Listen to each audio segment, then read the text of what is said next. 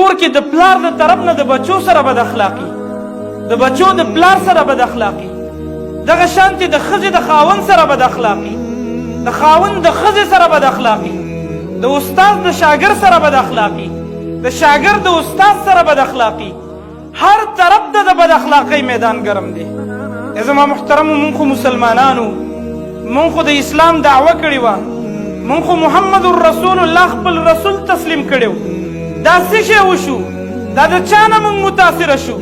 دا څه په مونږ کې دومره کار وکړه چې د محمد رسول الله د اخلاقو په ځای مونږ د اغیارو اخلاق اپناو کړو؟ حال دا چې د انسانیت نه ډک انسان، چې انسانیت یې مونږ او تاسو ته راښودلی، هغه د محمد رسول الله صلی الله علیه وسلم غونته کې شخصیت و، نه دا چې دا یورپ او امریکا او د دې خلک. تاسو که ژوند وګورئ چې څنګه بد اخلاقي په دې غیر مسلمو کې موجود ده، کفري ممالکو کې موجود ده، دومره به په یو ځای کې نه موجود. ځکه اخلاق خدا دي چې هر سړي ته خپل حق ور ورسیږي، چې ته د مور حق ادا کړي، د پلار حق ادا کړي، د بچي حق ادا کړي، بچی د مور حق ادا کړي، د پلار حق ادا کړي، استاد د شاګرد حق ادا کړي، شاګرد د استاد حق ادا کړي.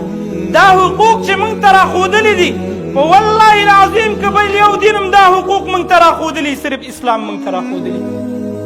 غیر مسلمه چې بې انتها بد اخلاقه انسانان دي، ډېر بد اخلاقه دي، هغوی ته دا حقوق نه دي معلوم. خو موږ څه شی وکړو؟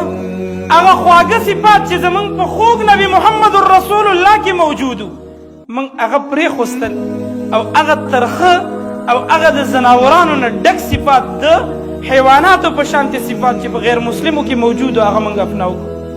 تعلیم ډېر شو، علم ډېر شو، خو عمل ډېر زیات کم شو.